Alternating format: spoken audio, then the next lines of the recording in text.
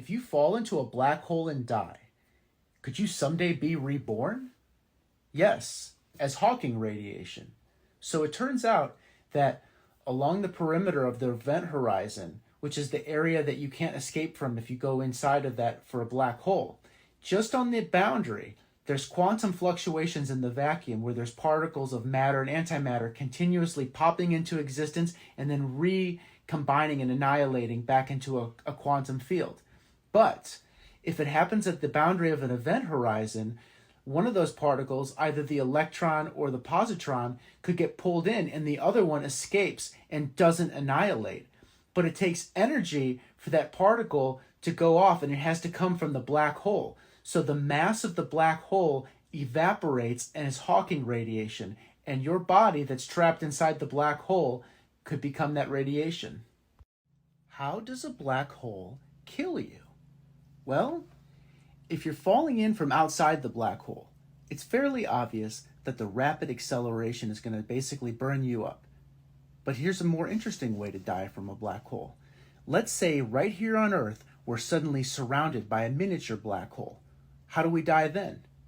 Well, the black hole has so much force that it overcomes degeneracy pressure. That's the pressure determining the size of our atoms.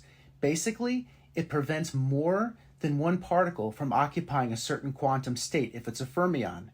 Electrons and protons are just that. So as long as we have this degeneracy pressure, we're in good shape. We have a certain amount of volume, and that volume stays fixed. But the black hole will squish us. It'll basically take all that empty space and compress it so we're at a point. What is the Schwarzschild radius? Well, as you can see, it's 2gm over c squared. 2 is just a constant. G is also a constant, Newton's gravitational constant. And m is a variable. It's the mass of the object in question. Then all of that divided by c squared. C is also a constant. Now, since it's the speed of light. Now, since big M is variable, it means the more massive the object is, the larger the Schwarzschild radius, since it's in the numerator. So that means that the more massive a black hole is, the larger its event horizon is and the harder it is to escape from. This term came about when Carl Schwarzschild solved the Einstein field equations for a central potential, meaning like a compact object with most of its mass at the center. Can a person become a black hole? Yes.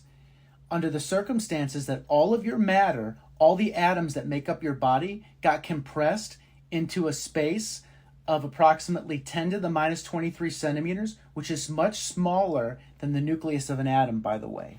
Under those circumstances, you would be within the Schwarzschild radius of your mass, and your body would undergo irreversible gravitational collapse, and you would become a black hole. Now, you would be a much less massive black hole than the black holes that originate from stars, or certainly smaller than the mass of the black hole at the center of our galaxy. However, it is possible if you underwent that kind of pressure and force, and you were compressed into that small of a volume. Who discovered black holes? Subrahmanyan Chandrasekhar did, because although the mathematical solutions to the Einstein field equations admitted singularities, they were believed to be purely mathematical and not physical. Subrahmanyan Chandrasekhar came along, and he actually did calculations using quantum mechanics as well as general relativity to devise his Chandrasekhar limit, showing that black holes could actually exist and come from collapsed stars.